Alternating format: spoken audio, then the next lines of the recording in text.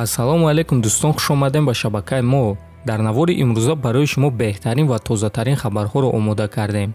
лайкро зер кунед, мо боша наворро оғоз мекунем. шаби гузашта турнири Eagle FC 43 баргузор гардид ва дар он ду варзигари тоҷик баромад карда ҳардуяшон ғалаба ба даст оварданд. варзигари тоҷик чемпиони Eagle FC дар вазни миёна Фаридун Одилов камарбанди худро дар муҳорибат зидди варзигари испанӣ Энок Торес ҳимоя кард. Одилов рақиби худро аллакай дар якум раунд бо тариқи нокаути техникӣ шикаст дод. ҳозир бошад дӯстон, биёин табрикотии соҳиби ташкилоти Eagle FC Ҳабиб Нурмагомедовро дар ғалабаи Фаридун Одилов гӯш мекунем.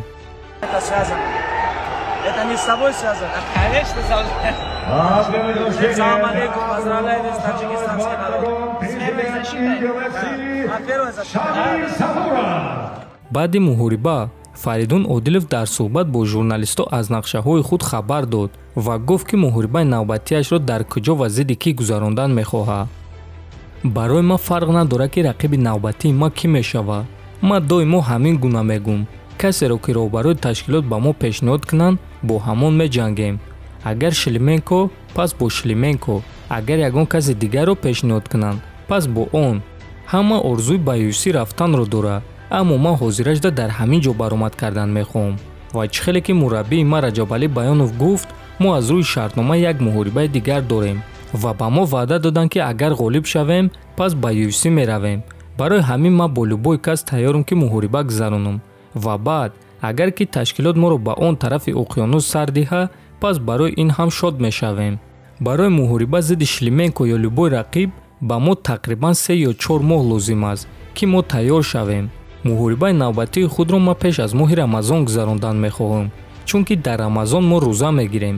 барои ҳамин иншааллоҳ то Рамазон тайёрам ки муҳориба гузаронам. ҳамчунин аз фурсат истифода бурда ба ҳамаи мухлисони худ ташаккур гуфтанем. онҳо маро сахт дастгирӣ мекунанд.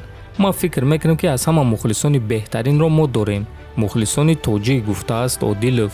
ва дӯстон, аз суханҳои Фаридун ва мураббии ӯ фаҳмида мешавад ки ташкилоти Eagle FC ба онҳо шартнома бо UFC ваъда додааст, агар ки ӯ боз як ғалабаи дигар ба даст биёрад. ва эҳтимоли калон аст ки рақиби навбатии ӯ Александр Шлименко хоҳад шуд, чунки Шлименко дер боз шуд ки ба UFC рафтан мехоҳад. ва барои ҳамин дӯстон, ман фикр мекунам ки ғолиби ин муҳориба имконияти бо UFC шартнома бастанро пайдо мекунад. ҳамчунин президенти Eagle FC Шамил Завуров оиди рақиби навбатии Фаридун фикроша баён кард. биён суханҳои ӯро гӯш мекунем. мо пеш аз ин муҳориба гуфта будем. вақте ки Шлименко дар охирон муҳорибаи худ ғолиб шуд, мо гуфта будем ки ӯ барои камарбанд меҷангад. ва акнун Фаридун пирӯз шуд, камарбанди худро ҳимоя кард ва акнун қадами навбатӣ зидди Александр мешавад.